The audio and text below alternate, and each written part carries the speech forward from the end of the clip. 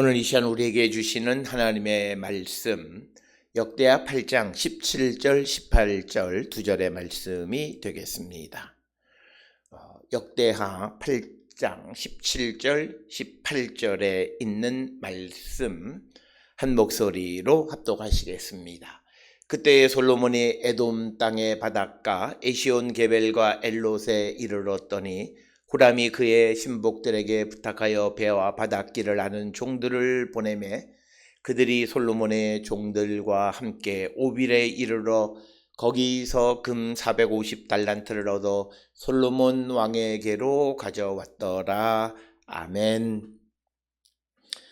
오늘 우리가 함께 읽은 역대하 8장 17절 18절에 있는 말씀은 이제 하나님 앞에 헌신하고 또 하나님의 말씀에 순종하고 그리고 하나님의 약속을 무엇보다도 소중하게 여기는 이 솔로몬에게 주신 하나님의 은혜, 하나님의 복이 어떠한가라고 하는 것을 우리에게 보여주는 그런 말씀이 오늘 주시는 17절, 18절의 말씀이 되겠습니다. 특별히 오늘 주시는 17절, 18절에 있는 말씀은 솔로몬이 오빌이라고 하는 곳에 가서 금 450달란트를 얻어서 그 솔로몬 왕에게로 가져왔다. 그래서 솔로몬 왕이 금 450달란트를 얻게 되어졌다라고 하는 것입니다. 450달란트는 우리가 1달란트를 30kg로 보느냐 60kg로 보느냐에 따라서 다른데 30kg로 본다고 해도 이것은 13.5톤 그리고 60kg로 보게 되면 대략 한 27톤 정도 되어지는 금을 오빌에서 얻어다가 솔로몬에게 가져왔다라고 하는 것입니다. 특별히 오늘 주시는 이 본문의 말씀을 통해서 우리가 먼저 본문을 살펴보게 되면 17절에 그때 솔로몬의 에돔 땅의 바닷가 에시온 게벨과 엘롯에 이르렀더니 이렇게 기록되어 있습니다. 오늘 주시는 그 역대하 8장 17절에서 에시온 게벨과 엘롯이 에돔 땅이다 이렇게 기록을 하고 있습니다. 그래서 이 에시온 게벨 엘롯은 오늘날 에일랏이라고 하는 이스라엘의 최남단 해양 도시에 있는 곳이고 그래서 에시온 게벨은 에일랏 근처에 위치하고 있고 아마도 아카바만 북쪽 4km에 위치하고 있는 텔 엘 헬레이페라고 하는 그곳을 이 에시온 게벨이다 이렇게 이야기합니다. 그러니까 오늘 주시는 본문의 말씀에서 솔로몬이 유다의 남쪽 아카바만에 있는 그 에시온 게벨과 엘롯까지를 자기 영역으로 삼았다라고 하는 것을 보여주고 있고 그런데 그 땅이 에돔의 땅이었다라고 하는 것입니다. 그래서 이것은 지금 이 역대기 역사가가 역사를 기술할 당시에 이 에시온 게벨 엘롯은 에돔에 속해 있었던 땅입니다. 특별히 주전 5, 4세기 경부터 그러니까 바벨론 포로에서 돌아오는 이후 시대부터 유다의 남쪽 지역은 에돔 사람들이 와서 점령을 하고 살았습니다. 바로 그런 상황을 묘사하고 있는 그래서 오늘 주시는 이 본문의 말씀을 통해서 우리가 기억하셔야 되는 것은 역사를 기술할 때에 역사 기술자의 시대적 정황이 그대로 반영되어져서 고대 시대를 묘사하는데 이것을 시대착오적인 기록이다 이렇게 이야기를 합니다. 특별히 똑같은 기록인 열왕기상 9장 26절에 솔로몬 왕이 에돔 땅 홍해 물가의 엘롯 근처 에시온 게벨에서 배들을 지었다 이렇게 기록하고 있습니다. 특별히 우리가 잘 알다시피 다윗 시대 때로부터 이제 요단 동편에 있는 나라들은 이스라엘의 유다의 지배를 받게 되어집니다. 그래서 이 유다의 남쪽 지역 해안 이 홍해 물가에 있는 오늘날 아카바 근처에 있는 에시온 게벨 엘롯 역시도 그 이스라엘이 세력을 확장한 그런 곳인데 그 땅을 에돔 땅이다 이렇게 묘사한 것은 역사를 기술할 당시에 이 에시온 게벨과 엘롯이 그 에돔 사람의 지배 아래 있었다. 그러니까 실제로 솔로몬 시대에 에시온 게벨과 엘롯은 이스라엘에 관장했지만, 그러나 역사를 기술하는 그 역대기 역사가 시대 주전 5, 4, 3세기에는 그 땅이 그 에돔의 지배 아래 있었다라고 하는 것입니다.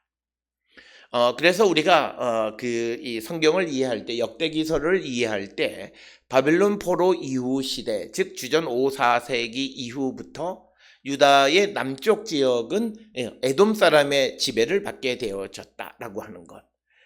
이것을 우리가 꼭 기억을 하셔야 되겠고, 그런 상황이 오늘 17절에 기록이 되어져 있다라고 하는 것입니다.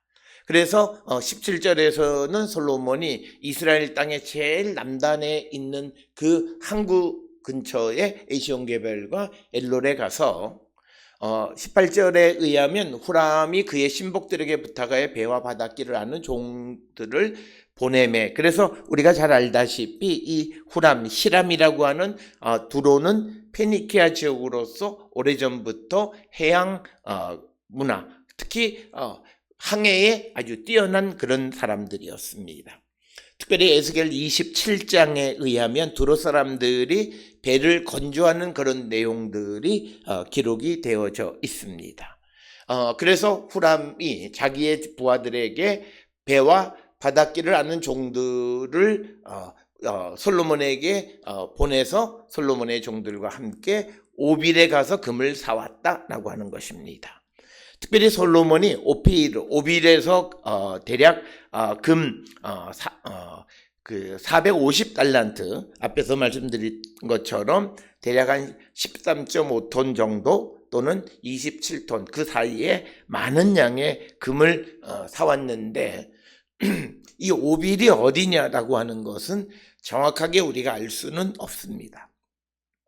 그렇기 때문에 성서 주석가들은 이제 오빌을 아라비아 남쪽의 욕단과 관계 있는 곳이다 이렇게 설명하는 사람이 있는 반면에, 또 두 번째 부류의 사람들은 이 오빌을 인디아 지역이나 혹은 아프리카 동쪽에 위치하고 있다 이렇게 주장하기도 합니다.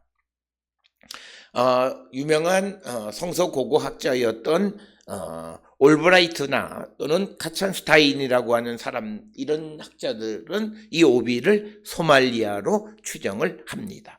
그런데 중요한 것은 성경에서 오빌이라고 하는 곳은 금의 생산지로 잘 알려져 있는 그런 곳이 되겠습니다. 그래서 우리가 욥기 28장 16절이나 이사야 13장 12절 등에서 보면 바로 이 오빌은 금의 생산지로 알려져 있습니다. 그러니까 오늘 주시는 17절, 18절에서는 당시 고대 시대의 가장 큰 재화로 여겨졌던 금을 솔로몬이 직접 가서 얻어올 수 있었는데, 그 솔로몬의 종들이 그 금을 얻어올 수 있었는데, 그렇게 하기 위해서는 이 솔로몬과 이스라엘 백성들이 극복해야 되는 것은 이 바다에 배를 운행하는 것이 필요했습니다. 그러나 우리가 잘 알다시피 이스라엘이 가나안에 정착하면서 하나님께로부터 주로 받은 은혜와 복은 그 가나안 땅에서 하나님이 주시는 부귀와 영화를 누리는 것으로 묘사가 되어져 있습니다. 그런데 오늘 주시는 17절, 18절에서는 그 가나안 지경을 넘어서는 그 오빌에서 금을 사오는 그런 부귀를 하나님이 허락해 주십니다. 따라서 오늘 주시는 이 본문의 말씀에서 우리에게 아주 짧은 말씀이지만 굉장한 메시지를 전달하는데, 첫째는 솔로몬에게 준 부귀 영화가 얼마나 컸는가라고 하는 것을 보여주는데, 당시에 그 재화의 기준이 됐던 가장 값비싼 금을 직접 사올 수 있을 만큼, 그래서 대략 13톤 이상 되어지는 많은 양의 금을 사올 수 있을 만큼 하나님께서 솔로몬에게 부귀를 주셨다는 거죠. 우리가 앞에서 역대 하 8장에서 보아졌던 것이 솔로몬이 이제 하나님의 성전을 건축하고 또 자기의 왕궁을 건축하기 위해서 많은 재화를 사용했습니다. 그렇게 되면 그가 많은 돈을 20년 동안 공사할 만큼의 큰 대공사, 오늘날로 보면 SOC를 위해서 많은 재화를 사용했으면 나라의 국고가 고갈되어질 만도 한데, 오늘 주시는 말씀은 그게 아니라 오히려 하나님께서 그 솔로몬에게 복을 주셔서 금을 450달란트나 얻을 만큼의 은혜를 주셨다라고 하는 거죠. 특별히 솔로몬은 그 기브온에서 하나님 앞에 기도할 때 하나님께서 무엇이든지 원하라고 했을 때 자기에게 맡겨진 역할, 사명을 잘 감당하는 자들이 되게 해달라고 기도했고, 그럴 때 하나님께서 그가 구하지 않은 부귀와 영화 그리고 장수, 생명 모든 것을 주셨다는 거예요. 따라서 오늘 주시는 이 본문의 말씀 17절과 18절은 그냥 솔로몬이 금을 얻었다라고 하는 것이 아니라 하나님을 위해서 헌신했고 20년 동안 성전과 왕국을 건축하기 위해서 모든 재산을 다 쏟아 부었지만, 그러나 하나님은 그 솔로몬에게 금 450달란트가 될 만큼의 많은 부귀와 영화를 하나님이 그에게 허락해 주셨다는 거예요.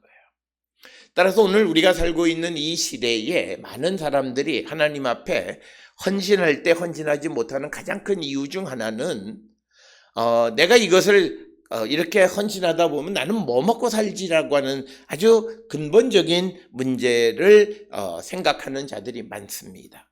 성경은 내가 하나님을 위해서 헌신하고 하나님을 위해서 드려지는 삶을 살 때 결코 하나님께서 그들에게 어떤 가난하고 어려운 삶을 살지 않게 하신다는 거죠.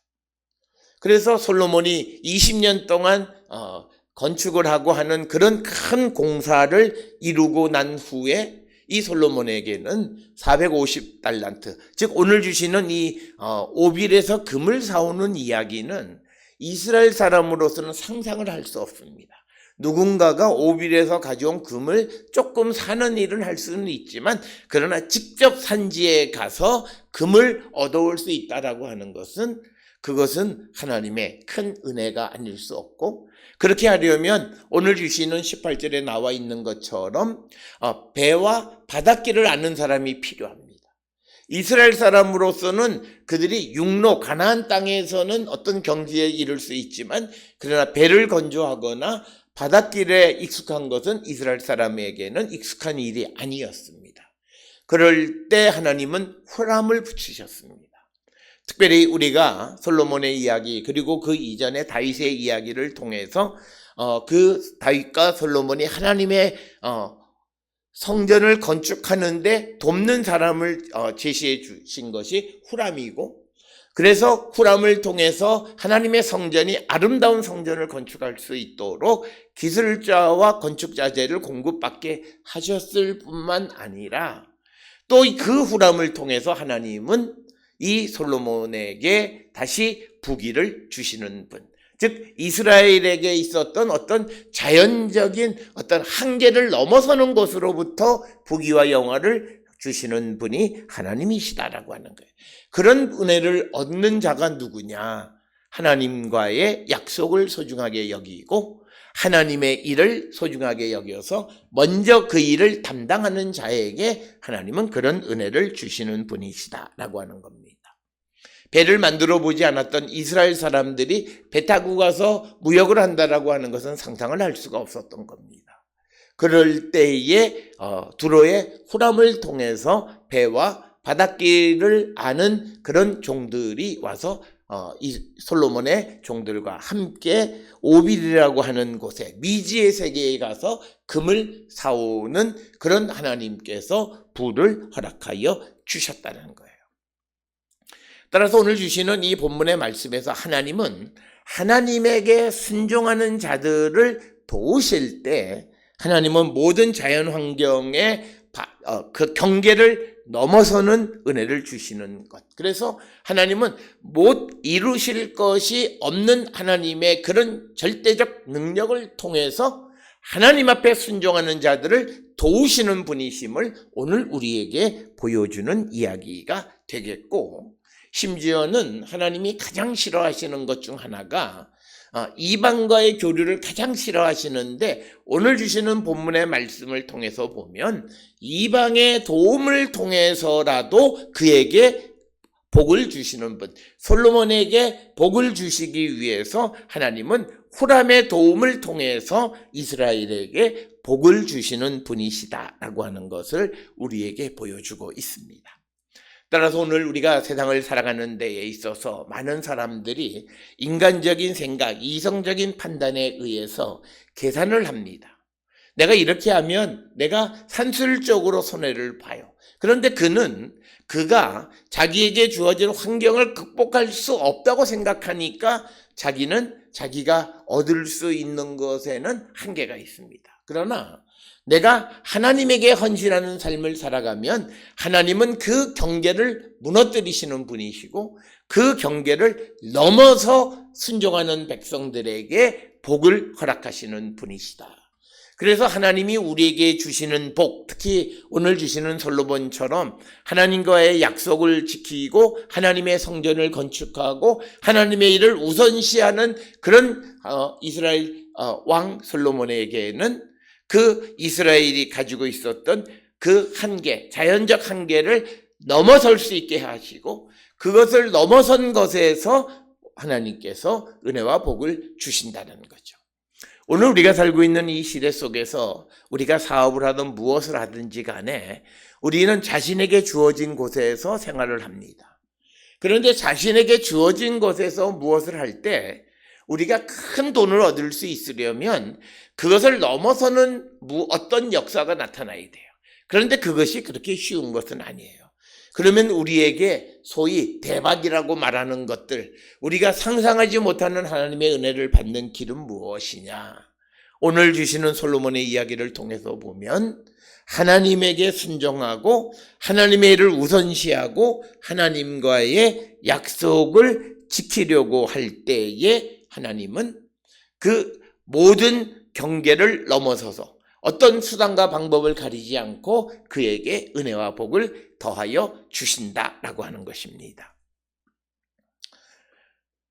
그래서 오늘 주시는 본문의 말씀을 통해서 우리에게 중요한 것은 우리가 하나님에게 순종하는 삶을 살고 그리고 솔로몬이 기브온에서 기도했듯이 하나님이 우리에게 주신 사명을 잘 감당하는 것을 구하면 그 나머지 것은 하나님께서 자연적으로 알아서 해주시는 분이심을 우리에게 분명하게 보여주는 겁니다. 그래서 우리가 많은 사람들이 응답받는 기도를 어떻게 하느냐 이런 것, 그것에 가장 중요한 것은 하나님이 내게 주신 사명 그리고 내게 주신 하나님의 목적, 그것이 무엇인가를 깨닫고 그것을 이루기 위해서 기도하는 거죠. 솔로몬은 무엇보다도 하나님이 솔로몬을 택하신 것은 바로 다윗 다음에 낳은 아들을 통해서 성전을 건축하는 거예요. 그래서 솔로몬은 자신이 왕이 되어진 후에 가장 먼저 성전 건축을 행했다는 거죠. 그래서 우리가 열왕기상 9장에 보면 솔로몬 왕의 통치 제4년부터 성전과 왕궁, 그래서 총 20년 동안 성전을 건축하기 시작했다는 거죠.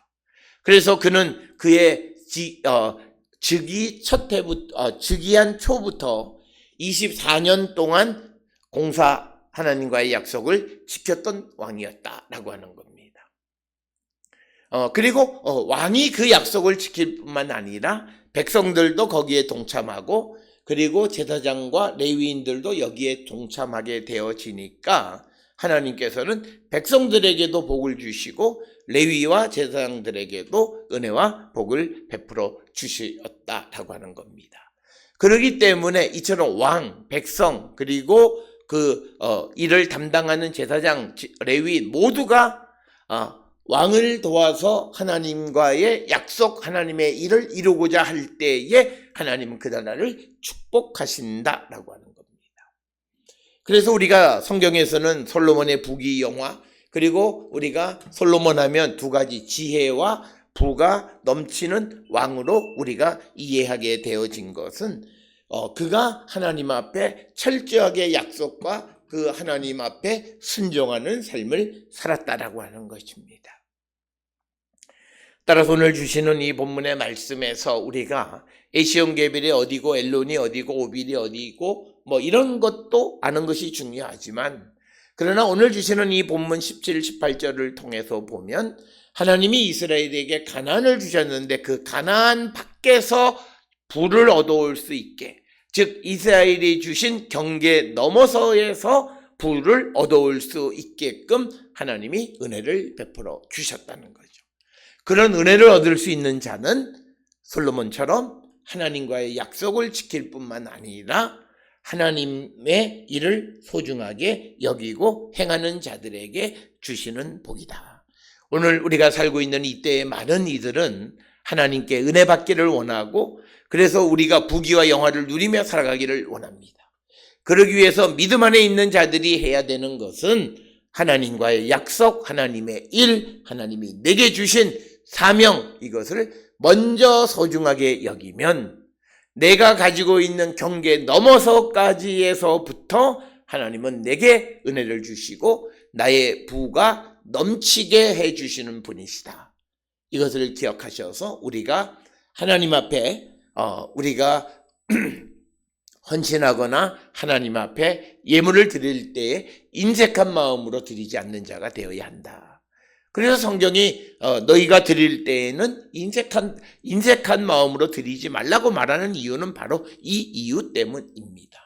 오늘 주시는 본문의 말씀을 통해서 우리의 삶을 돌아보시고 우리가 하나님 앞에 순종하고 하나님께서 각자에게 주신 사명을 이루기를 힘쓸 때 하나님은 우리의 삶에 필요한 부귀와 영화도 허락해 주시는 분, 그리고 내가 가지고 있는 한계 넘어서로부터도 부귀와 영화를 누리게 해 주시는 분이다 라고 하는 것을 깨닫고 우리가 이 하나님을 절대적으로 신뢰하고 하나님의 은혜와 복 가운데 살아가는 자들이 다 될 수 있기를 주의 이름으로 축원합니다.